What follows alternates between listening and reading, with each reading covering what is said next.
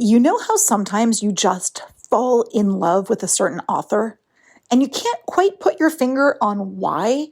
It's like they've got a good story, they have interesting settings, the characters are kind of cool. Okay, but does that explain why I'm so excited about when this author has a new book coming out beyond how excited I am when just a general book comes out that's in a style I like? That's interesting. We were talking a couple weeks ago about storytelling on the podcast. And yeah, in storytelling, it's not just the story itself, right? It's not just the plot, it's how you tell it, right? So these authors who have this appeal to people, these people who turn into fans of them, they probably have this magic combo of a great story, fantastic storytelling, plus a unique voice and style. I believe that a voice and style that you have and that you develop as an author is one of the biggest things that can make you successful and find you rabid readers. So today on the How to Be an Author podcast, I think it's really, really important for us to talk about voice and style.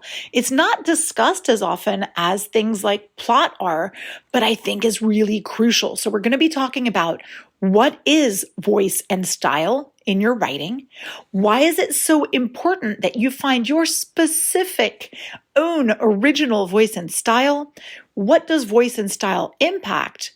How do you develop that voice and style even further once you've kind of found them? And can you use your voice and style for things other than just your book? It's going to be a very dense, very useful episode today. I'm going to try to keep it relatively brief. And if you are a Writing Coach on Demand member, you'll be getting a more detailed how-to on how to use your unique voice and style to make readers fall in love with you as an author, along with the worksheets and checklists that will help you to act on this powerful concept. If you're not a Writing Coach on Demand person yet, it's never too late. Definitely sign up on my website. You can't miss it, creativeandwritingcoach.com, and just click on that page, which is Writing Coach on Demand. You'll find it also in my bio on social media, all that good stuff. If you're signed up for my newsletters, there's usually a link in there as well. Believe me, I think it's a great opportunity. We'll also be talking about style and voice in my upcoming course From Idea to Published in 6 weeks. But if you're a Writing Coach on Demand person, you're going to get a discount on that course and you'll get extra office hours, which can be crucial to you as you do a course like this one. So I encourage you, but let's get back to talking about voice and style in your novel. So important. If you're a writer dreaming of becoming a successful author, join me, writing coach Karena Akhavein, on the How to Be an Author podcast, your weekly source for writing information, inspiration, and motivation. Thank you for joining me on the How to Be an Author podcast. Let's talk about voice and style. First of all, what is it? I know that it's funny because we're doing things in writing, so how do we have a voice, right? Well, a writer's voice is essentially the way that their personality comes through on the page. So there are a lot of things that can contribute to this, right? And we're going to talk more about this in detail, but just start thinking about this. Things like word choice, things like sentence structure, things like mood and tone, even funny ways of using punctuation, things like pacing. You know how you're like, oh, this author is a master at doing this? That's part of their voice and tone and style, right? It's really important often when you're telling kind of a personal narrative, or if you're writing a memoir. So many memoirs fall flat because people are kind of telling their story, but they're not fully putting themselves out there by exploiting their own unique point of view and their own voice. You need to develop that further in order to get people really invested. When you develop your voice, you do several things. So let's talk about why is it so important to find your voice? As a writer, you know how hard it is to set yourself apart. You know how hard it is to break through the noise of all these books and all this content that are coming out. You know that there's just tons and tons of choices. Readers can choose to read just about anything. How do you set yourself apart? Finding a writing voice that is unique and singular can help you to set yourself apart. Once people fall in love with that voice and style that only you can have, that's when you start to get the super fans. It's really important. I think that voice is one of the most important features of not only literature, but nonfiction as well. It really affects how your material is read and received. It can make a story, the same story, feel completely different. I could literally give 5 authors the exact same plot points. I could give them the same list of characters, same chronology, but those 5 books would be completely different, right? It could be amazing. Multiple authors can address the same subject in such different ways. Stories can be told in such different ways. And that choice, I find it fascinating how one writer chooses to write something versus another. And one writer can write a story that is hugely successful, and another one can write a story that falls flat. And a lot of that is your voice and your unique way of storytelling, your unique style. So what kind of things do voice and style impact? I think it's really important to think about this because it impacts pretty much the whole experience of reading your book. So much as the plot is what happens, everything else is experiential. Everything else is emotional. When you're following a character's journey, a lot of this has to do with your voice because you are expressing things emotionally, you're teasing them out, you're pacing them, you're choosing the vocabulary that's going to hit me a certain way. Now, here's a little trick though. I think it's important to realize that when you're writing about a character and you've got a POV of a character, make sure that each character's voice is strong enough to overtake yours. Make sure that not all characters end up sounding exactly like you. That's a bit of a pitfall that a lot of authors, especially with strong voices, have. It's great that you have a strong voice. Use it for narration. Now, when we're talking about characters, it's really great to have the character's voice shine through when appropriate, which I think it's often appropriate to do this because we want to fall in love with the character, not just the author. So keep that one in mind, right? Let's talk about for a minute how to develop your own unique voice and style, right?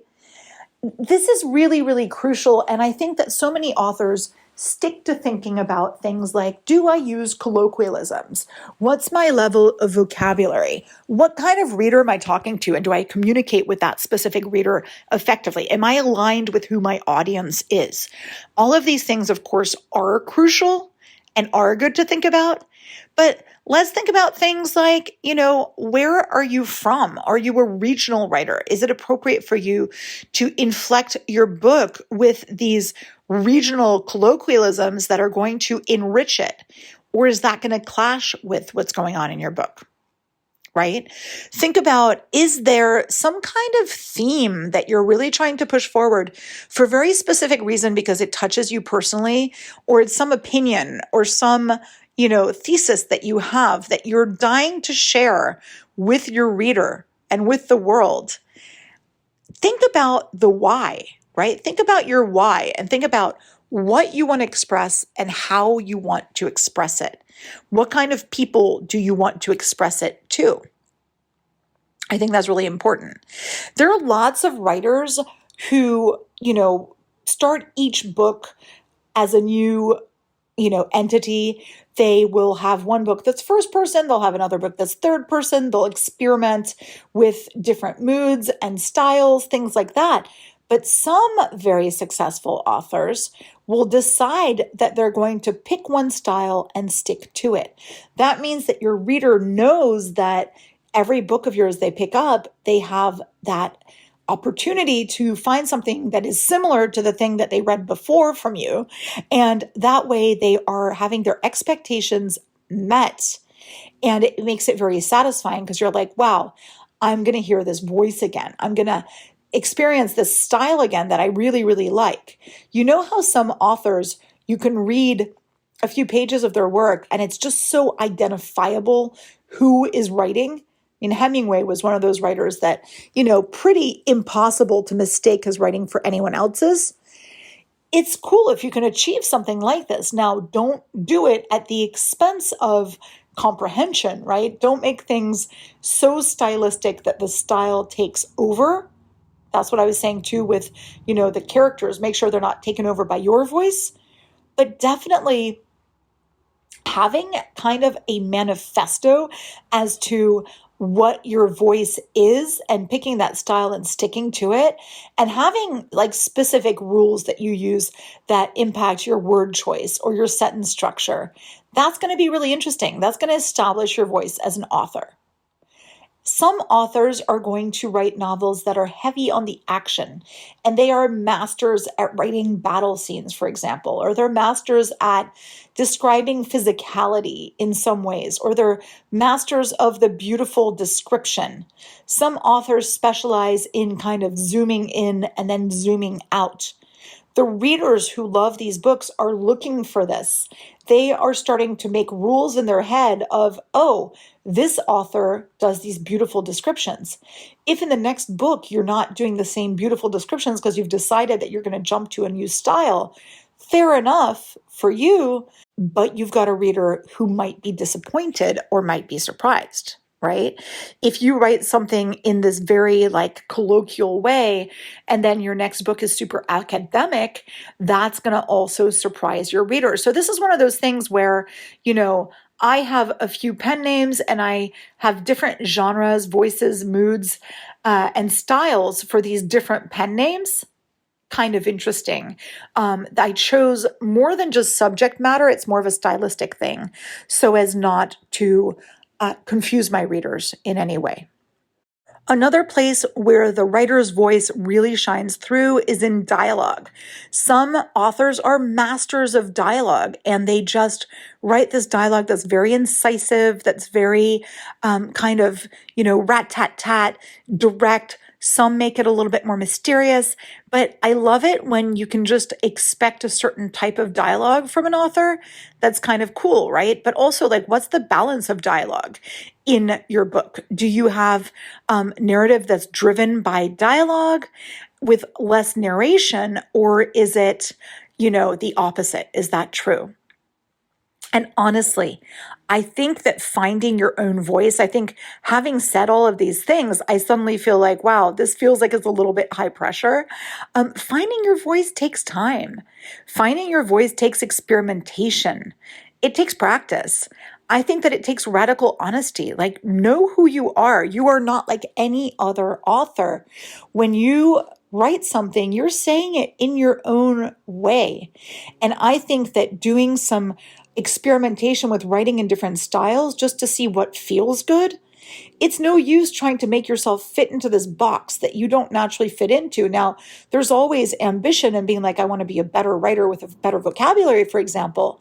But if you're writing stuff that's very action heavy and that you've got readers who love that, don't feel bad that you're not writing like Umberto Eco, for example. You're not that kind of writer, and that can be okay.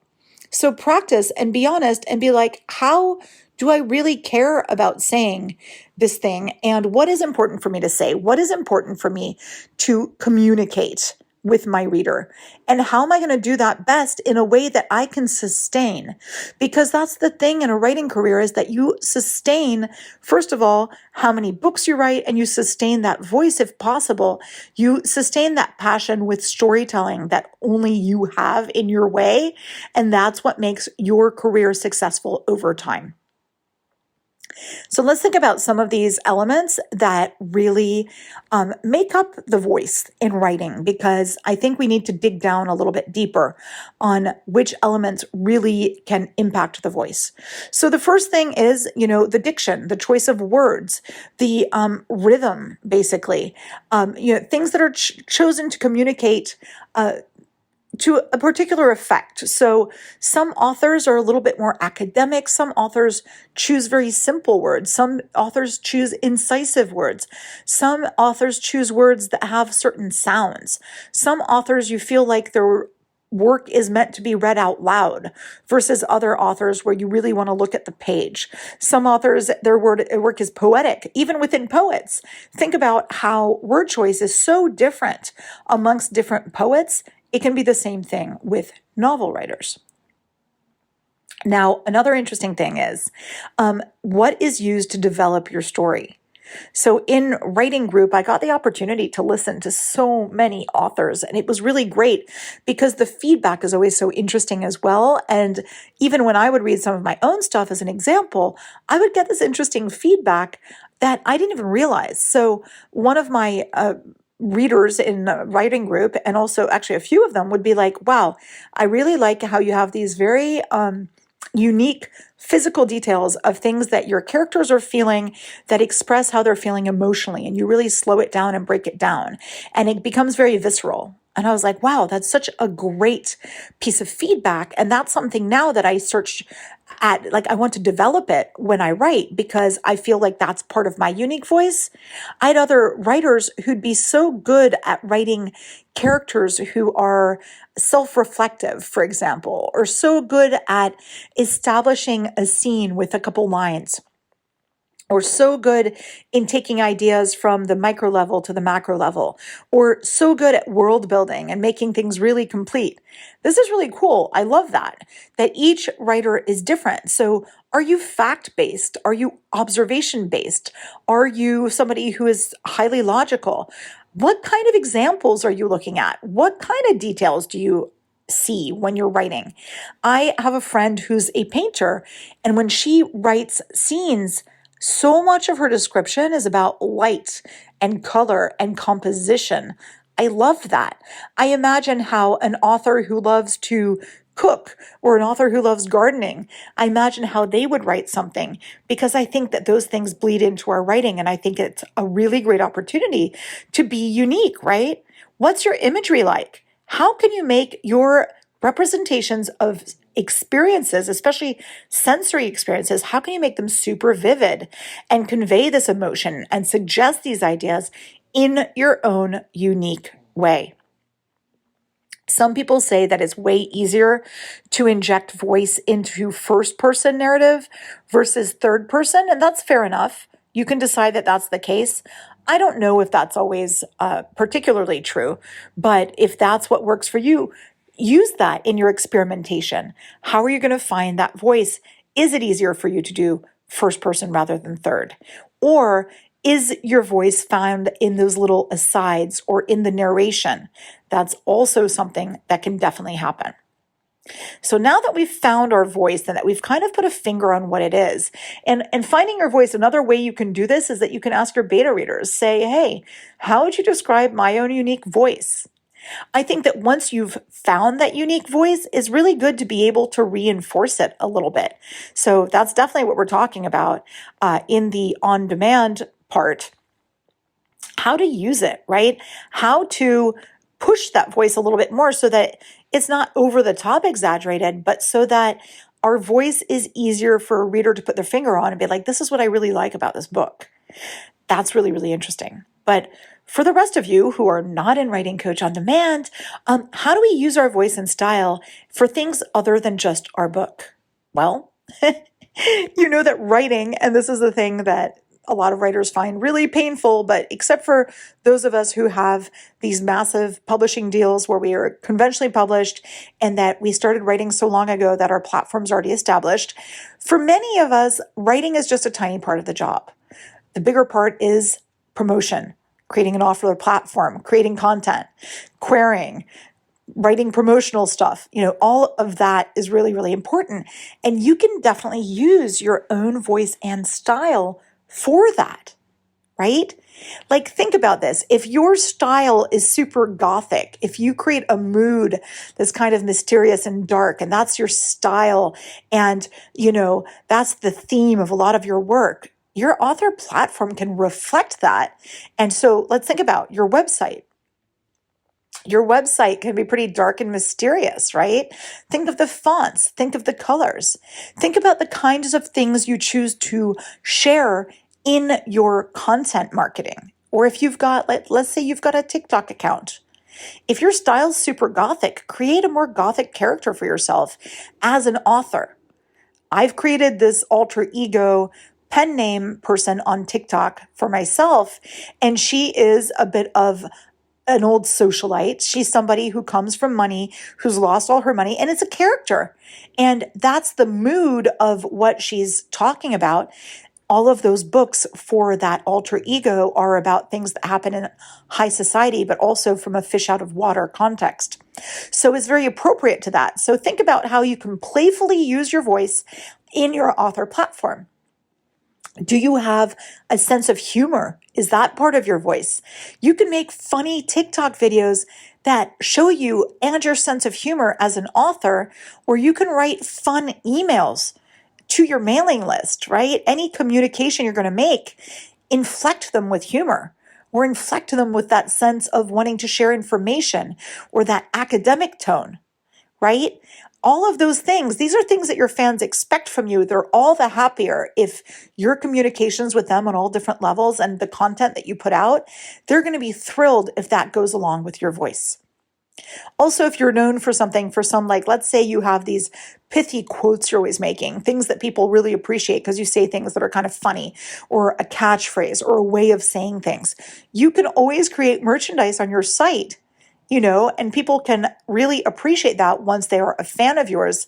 It really helps you to be identifiable and recognizable, and also to make your reader feel like they've got kind of a handle on who you are and what you represent as a writer.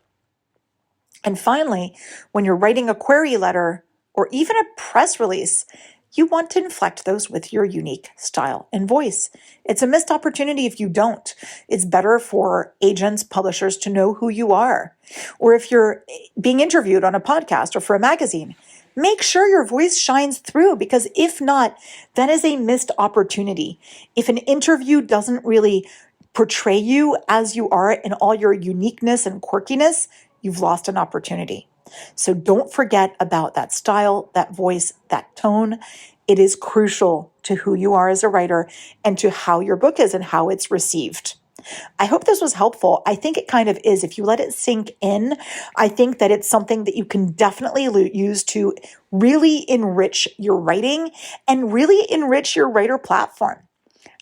Don't feel any hesitation when it comes to writing me an email and telling me if you have any questions about this, or telling me how you use this. I would love to hear from you.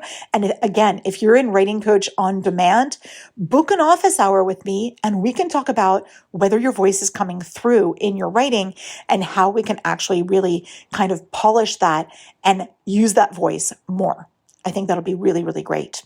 Thank you so much for joining me on the How to Be an Author podcast, and I will see you next time. I can't wait. I'll talk to you soon. Bye. If you have any pressing writing-related questions or would like to be featured on the How to Be an Author podcast, please feel free to reach out on my website, creativeandwritingcoach.com.